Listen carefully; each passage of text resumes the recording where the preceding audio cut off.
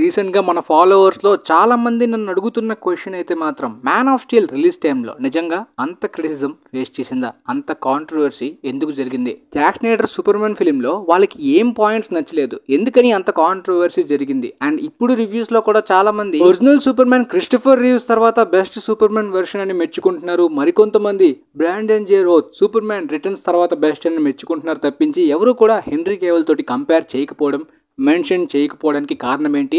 Critics కి నిజంగా henry Cavill super man version నచ్చలేదా? ఇలాంటి క్వశ్చన్స్ నాకు అడుగుతున్నారు. దానికి కంప్లీట్ గా క్లారిటీ ఈ వీడియోలో ఇవ్వడానికి అయితే నేను ప్రయత్నిస్తాను. అండ్ ఇన్ఫాక్ట్ ఇన్స్టాలో చాలా మెసేజెస్ అయితే వస్తున్నాయి, నాకు అన్ని చూడడానికి కష్టమవుతుంది. చూసిన వాటికైతే రిప్లై ఇవ్వడానికి ప్రయత్నిస్తున్నాను. సో ఒకవేళ మీ మెసేజ్ కానీ ఇంకా ఇవ్వకపోతే రిప్లై పక్కాగా ఇవ్వడానికి అయితే ప్రయత్నిస్తాను. లేట్ అవ్వచ్చు కానీ మాక్సిమం రిప్లై ఇవ్వడానికి అయితే ప్రయత్నిస్తాను. ఈ మధ్య అంత టైం ఎక్కువ దొరకట్లేదు, అందుకని ఇన్స్టాలో పోస్ట్ వేయడానికి కూడా అంతగా టైం దొరకట్లేదు.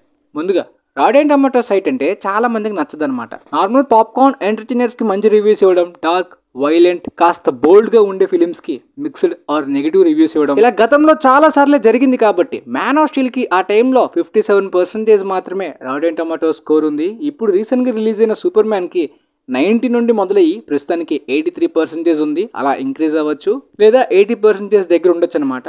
ఆడియన్స్ కూడా వాళ్ళ స్కోర్ ని అందులో తెలుపుతారనమాట. ఆడియన్స్ వర్డ్ ఆఫ్ మౌత్ కూడా ఇంపార్టెంట్. అండ్ ఓపెనింగ్ వీకెండ్ లోని చాలా మంది అమెరికన్స్ రాటెన్ టొమాటోస్ సైట్ బట్టే వెళ్తారనమాట. ఓపెనింగ్స్ కానీ కాస్త బాక్స్ ఆఫీస్ హెల్ప్ కావాలంటే ఈ సైట్ లో కాస్త పాజిటివ్ రెస్పాన్స్ వస్తేనే అది పాసిబుల్ అవుతుంది. నెగిటివ్ వస్తే పక్కాగా బాక్స్ ఆఫీస్ మీద ఎఫెక్ట్ పడుతుందన్నమాట. సో రీజన్ ఇంతేనా? డార్క్ గా, ఆర్ రేటెడ్ గా, సీరియస్ గా ఉండేలాంటి ఫిలిమ్స్ రాటెన్ టొమాటోస్ లో నచ్చవు కాబట్టి మ్యాన్ ఆఫ్ స్టీల్ కి అలాంటి రివ్యూస్ ఇచ్చారా అంటే కాదు. చాలా డార్క్, సీరియస్ గా, ఆర్ రేటెడ్ లాంటి ఫిలిమ్స్ కి కూడా మెచ్చుకునే సందర్భాలు ఉంటాయి. రీసెంట్ గా ద బ్యాట్మ్యాన్ కూడా సీరియస్ టోన్ లో ఉండేలాంటి ఫిలిమే, బాగానే మెచ్చుకున్నారు. కానీ పాయింట్ ఇక్కడ ఓన్లీ ఆ సైటే కాదు, ప్రపంచవ్యాప్తంగా చాలా పెద్ద పెద్ద క్రిటిక్స్ ఉంటారు. మెజారిటీ ఆడియన్స్ స్కోర్ అని ఉంటుంది. For example Letterboxd, IMDB, ఇలా చాలా సైట్స్ ఉంటాయి, చాలా పెద్ద పెద్ద మ్యాగజైన్స్ ఉంటాయి, చాలా సైట్సే ఉంటాయి. ఇలా మెజారిటీ రెస్పాన్స్ అయితే మ్యాన్ ఆఫ్ స్టీల్ కి మిక్స్డే వచ్చింది, పాజిటివ్ కాదు. బట్ ప్రపంచవ్యాప్తంగా చాలా మంది రెగ్యులర్ ఆడియన్స్ లోని యాక్షన్, డిస్ట్రక్షన్, ఎక్స్ప్లోజన్, మొత్తం ప్రపంచం నాశనం అయిపోయేలాంటి విజువల్స్ థియేటర్స్ లో చూడడం నచ్చే ఆడియన్స్ చాలా మంది ఉంటారు. ఇండియాలో ఉన్న మాస్ ఆడియన్స్ కూడా. ఇలాంటి పాపులేషన్ కి మ్యాన్ ఆఫ్ స్టీల్ క్లైమాక్స్ చూస్తున్నప్పుడు యాక్షన్ గానీ, విజువల్స్ గానీ, ఆ డిస్ట్రక్షన్ గానీ, పవర్ఫుల్ గా ఉన్న సూపర్ మ్యాన్ జనరల్ జార్డ్ ని చంపే సీన్స్ వేరే లెవెల్ మాస్ అంతే అంటారు. కానీ చాలా వరకు ఫిలిం లవర్స్ గానీ, క్రిటిక్స్ గానీ, అండ్ ముఖ్యంగా చిన్నప్పటి నుండి సూపర్ మ్యాన్ ఫిలిమ్స్ చూస్తూ పెరిగే వాళ్ళు, సూపర్ మ్యాన్ కామిక్స్ ని, యానిమేషన్ ని చూస్తూ పెరిగిన వాళ్ళకి ఈ ఫైనల్ యాక్ట్ అనేది చాలా బిగ్ డిసప్పాయింట్మెంట్. జాక్ స్నైడర్ ఈ ఫిల్మ్ లో చేసిన అతిపెద్ద తప్పు ఆ ఫైనల్ యాక్టే.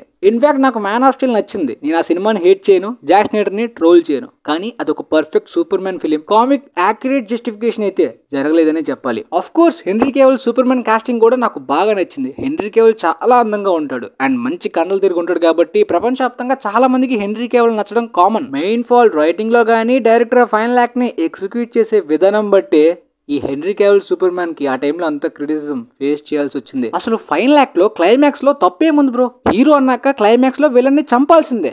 మాస్ ఫైట్ అనేది క్లైమాక్స్ లో గట్టిగా ఉండాల్సిందే. సూపర్ మ్యాన్ లాంటి హీరోని పెట్టుకొని క్లైమాక్స్ లో అంత మాస్ డిస్ట్రాక్షన్ లేకపోతే ఎలా? అలా క్వశ్చన్ రైజ్ అవ్వచ్చు. మాక్సిమం ఇలా అనిపించే చాలా మంది ఆడియన్స్ కి నాకు తెలిసినంత వరకు మ్యాన్ ఆఫ్ స్టీల్ కన్నా ముందు వాళ్ళు సూపర్ మ్యాన్ ఫిలిమ్స్ చూసుండరేమో. ఇదే మొదటి సూపర్ మ్యాన్ ఫిలిం అయి ఉండాలి, లేదా చిన్నప్పుడు కూడా సూపర్ మ్యాన్ ఫిలిమ్స్ చూసి మర్చిపోయి ఉండాలి ఆ స్టోరీని. ఎందుకంటే ఎస్ అంటే మన ఎర్త్ లో అందరూ సూపర్ మ్యాన్ గా పిలుస్తారు, కానీ ఆ సింబల్ కి అర్థం హోప్. సూపర్ మ్యాన్ ఈ ఏలియన్ వచ్చిన గ్రహంలోని ఆ ఎస్ కి హోప్ అని అర్థం అనమాట. ఆ విధంగా సూపర్ మ్యాన్ ప్రజల్ని కాపాడడం మాత్రమే కాదు, హోప్, నేనున్నాను మీకేమీ కాదు అనే ఒక నమ్మకం ఇవ్వడం. మొత్తం అందరినీ లేపేసి సిటీ మొత్తాన్ని కూడా డిస్ట్రాయ్ చేసేసి జనరల్ జార్డ్ ని చంపడానికి సూపర్ మ్యాన్ చాలా మందిని చంపేశాడు. ఆ విధంగా సిటీ మొత్తాన్ని లేపేస్తే ఎవ్వరికి కూడా హోప్ రాదు, భయం వస్తుంది. సో జాక్ స్నైడర్ యొక్క వెర్షన్ లోని సూపర్ మ్యాన్ అంటే సింబల్ ఆఫ్ హోప్ కాదు, symbol of fear or distraction అన్నట్టు అయిపోయింది. కాబట్టి క్రిస్టోఫర్ రీవ్స్ ఫిలిం చూసే వాళ్ళకి, బ్రాండన్ జే రోత్ ఫిలిమ్స్ చూసే వాళ్ళకి, సూపర్ మ్యాన్ కామిక్ స్టోరీ చూస్తూ పెరిగే వాళ్ళకి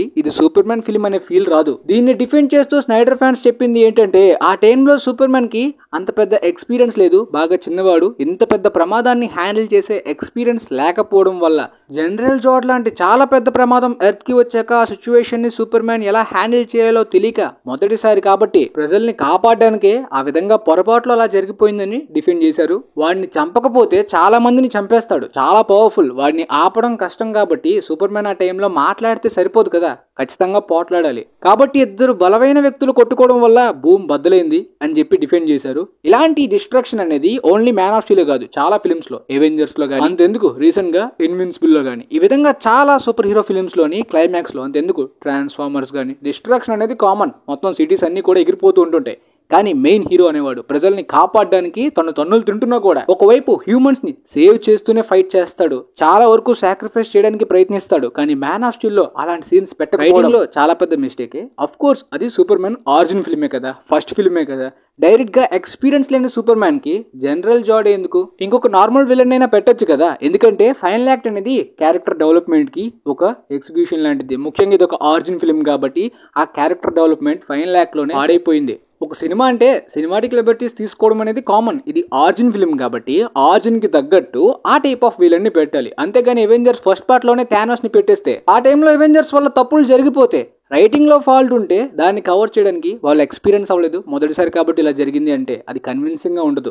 ఆడియన్స్ కి తెలుసు ఇది ఫస్ట్ పార్టా ఫైనల్ పార్టా, ఇది ఆరిజిన్ సినిమానా అంటే క్యారెక్టర్ ని ఇంట్రడ్యూస్ చేసే సినిమానా, లేదంటే కంప్లీట్ గా జర్నీ అవుతున్న సీక్వెల్స్ అని. అండ్ సూపర్ మ్యాన్ స్టోరీస్ లోని లెక్స్ లూథర్ కూడా ఎన్నో సార్లు మనం చూసేసాం. కానీ జేమ్స్ గన్ ఇక్కడ కొత్తగా ప్రెజెంట్ చేయడానికి కంప్లీట్ గా ఆ ఫోర్ట్రెస్ ఆఫ్ సాలిట్యూడ్ లోని ఆ కెలెక్స్ గానీ, క్రిప్టో గానీ, ఈ విధంగా ఎక్స్ట్రా ఇంగ్రీడియంట్స్ ని కూడా సూపర్ మ్యాన్ యొక్క స్టోరీలో ప్రెజెంట్ చేయడానికి ప్రయత్నించడం, ముఖ్యంగా సూపర్ మ్యాన్ యంగ్ ఏజ్ లో ఉన్నప్పుడు. ఈ వెర్షన్ అనేది కంప్లీట్ గా సిల్వర్ ఏజ్ కామిక్ వెర్షన్ లా అనిపిస్తుంది అనమాట జేమ్స్ గన్ యొక్క సూపర్ మ్యాన్. దాంతో పాటు మ్యాన్ ఆఫ్ స్టీల్ లోని ఒక సీన్, వాళ్ళ ఫాదర్ చనిపోయే టైంలోని స్పీడ్ గా వెళ్లి సూపర్ మ్యాన్ సేవ్ చేసేయచ్చు, ఆ పవర్స్ ఉంటాయి. కానీ వాళ్ళ ఫాదర్ ఆగిపోతాడు.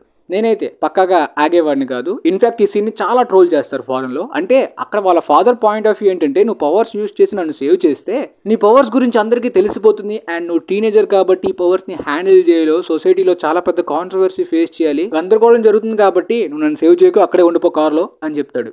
సినిమాటిక్ లిబర్టీస్ ని తీసుకోవాల్సిన దగ్గర జాక్ స్నైడర్ తీసుకోకుండా ఒక ఫోర్స్డ్ ఎమోషనల్ యాంగిల్ పెట్టడానికి తీసుకోవడం చాలా పెద్ద అన్కన్విన్సింగ్ పాయింట్. నిజంగా ఒక ఫాదర్ సన్ కి చెప్పేలాంటి సీన్ పెట్టాలనుకుంటే చాలా విధాలుగా పెట్టచ్చు, ఇలా సిల్లీగా కాకుండా. ఇన్ఫాక్ట్ ఒకవేళ పెట్టినా కూడా సూపర్ మ్యాన్ లాంటి పవర్స్ ఉన్న వ్యక్తి వాళ్ళ ఫాదర్ చనిపోతుంటే ఆగిపోనగానే ఆగిపోడు. ఇన్ఫాక్ట్ ఈ సింబల్ ఆఫ్ హోప్ అనే type of scenes man of Steel లో కన్నా బ్యాట్మెన్ వర్సెస్ సూపర్ మ్యాన్ లోని జాక్ స్నైడర్ పెట్టాడు. ఇన్ఫాక్ట్ నాకు బీవీఎస్ థియేట్రికల్ కట్ కన్నా అల్టిమేట్ ఎడిషన్ ఇష్టం. మ్యాన్ ఆఫ్ స్టీల్ కన్నా బాగా నచ్చింది అల్టిమేట్ ఎడిషన్. థియేట్రికల్ కట్ లో చాలా ఫ్లాస్ ఉంటాయి, ఈవెన్ అల్టిమేట్ ఎడిషన్ లో కూడా ఆ సేవ్ మార్తా సీన్స్ స్టిల్ చాలా మందికి అన్కన్విన్సింగ్ రైటింగ్ లానే ఉంటది. So James gun range writing skills Jack Schneider దగ్గర లేకపోవడం వల్ల తనకి మంచి రైటర్స్ ఉంటేనే అవుట్పుట్ బాగుంటుంది.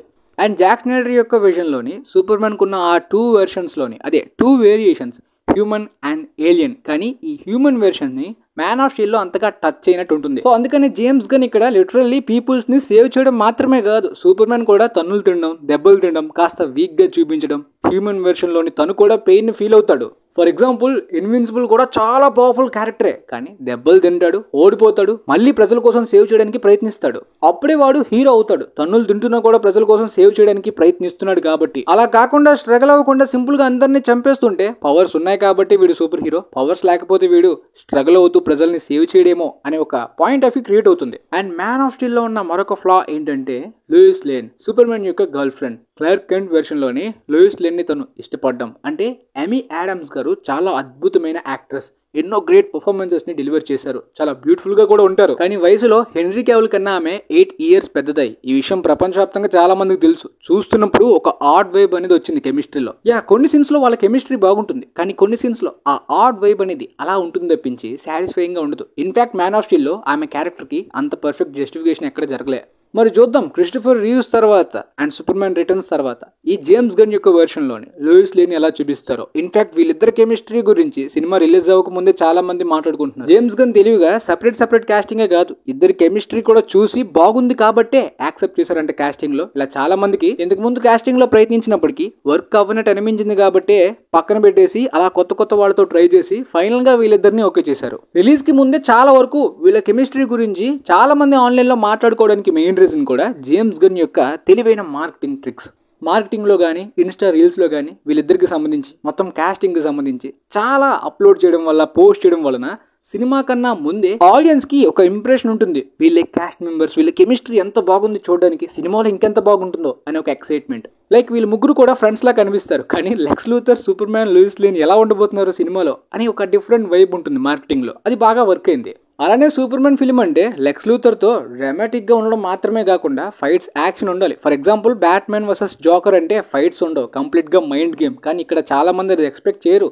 రెగ్యులర్ ఆడియన్స్ సాటిస్ఫై అవ్వాలనే ఆ మాన్స్టర్ తో ఫైట్ గానీ, అల్ట్రామ్యాన్ గానీ, బొరేవియన్ సూట్ గానీ, ఇంజనీర్ గానీ, ఇలా చాలా విధాలుగా అన్ని టైప్ ఆఫ్ ఆడియన్స్ ని టార్గెట్ చేయడానికి ప్రయత్నిస్తున్నారు. మరి చూద్దాం రేపు చూసిన తర్వాత ఎలా ఉండబోతుందో. మొదటిసారి పవర్స్ యూజ్ చేయడం వలన సూపర్ మ్యాన్ యొక్క బాడీ ఏ విధంగా రియాక్ట్ అవుతుందనే డీటెయిలింగ్ కూడా బాగుంది. ఇంకా నేను సినిమా చూడకపోయినా వాళ్ళ రివ్యూస్, వాళ్ళ రియాక్షన్స్ అని మాత్రమే కాదు, జేమ్స్ గన్ తన ట్రైలర్స్ లోని, పోస్టర్స్ లోనే తన సూపర్ మ్యాన్ యొక్క వెర్షన్ గానీ, ప్రెజెంటేషన్ గానీ ఏ విధంగా ఉండబోతుందో క్లియర్ గా చూపించేశారు. సో ఎలాంటి డౌట్స్ కూడా పెట్టుకోకర్లేదు, నా ప్రెజెంటేషన్ సూపర్ మ్యాన్ ఇలానే చూపించబోతున్నా అని చెప్పేశాడు. సో మరి చూద్దాం. సో మీరు సూపర్ మ్యాన్ గురించి ఎక్కువ తెలుసుకోవాలనుకుంటే కామిక్స్ అక్కర్లేదు, old Christopher Reeves super man 1, 2 చూడండి, లేదా సూపర్ మ్యాన్ రిటర్న్స్ ని చూడడానికి ప్రయత్నించండి, లేదా స్మాల్ విల్లీ వెబ్ సిరీస్ ఉంటుంది. అంటే మ్యాన్ ఆఫ్ స్టీల్ కన్నా ముందే యాక్యురేట్ సూపర్ మ్యాన్ ప్రెజెంటేషన్స్ చాలానే ఉన్నాయి. వీలైతే ట్రై చేస్తే సూపర్ మ్యాన్ యొక్క స్టోరీ గురించి ఒక ఐడియా వస్తుంది. లేదా ఈ సినిమా చూసేసిన తర్వాత చూడడానికి ప్రయత్నించండి. ఒకవేళ మీకు సూపర్ మ్యాన్ మీద ఇంట్రెస్ట్ ఉంటే పక్కగా చూస్తేనే ఇది అర్థమవుద్ది అనే రూల్ లేదు. ఇది ఫస్ట్ పార్ట్, బిగినింగ్ కాబట్టి ఏం చూడకపోయినా అర్థమైపోద్ది. ఎనీవే, వీలైతే ఈ వీడియోని మీ ఫ్రెండ్స్ లో ఉన్న వాళ్ళకి, డౌట్ ఉన్న వాళ్ళకి కూడా షేర్ చేయండి. కంప్లీట్ గా వాళ్ళకి కూడా క్లారిటీ రావచ్చు. రేపు ఫిల్మ్ చూసిన తర్వాత రివ్యూ పెడతా. మళ్ళీ ఆ వీడియోలో కలుసుకుందాం. And thanks for watching guys.